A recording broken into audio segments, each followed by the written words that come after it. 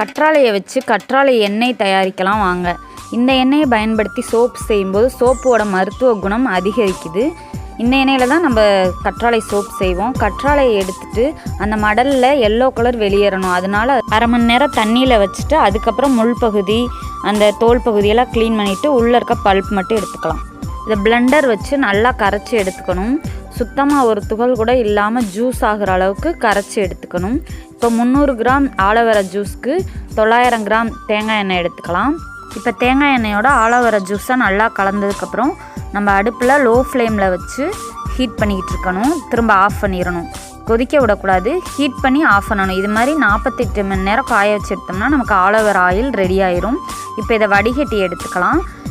தேங்காய் எண்ணெயை மட்டும் வச்சு செய்கிற சோப்பை விட இது மாதிரி ஹெர்பல்ஸை ஆயிலில் இன்ஃப்யூஸ் பண்ணி செய்கிற சோப்பு ரொம்பவே பெனிஃபிட் அதிகமாக இருக்கும். இது மாதிரி டிப்ஸ்க்கு நம்ம சேனலை ஃபாலோ பண்ணுங்கள். பாய்.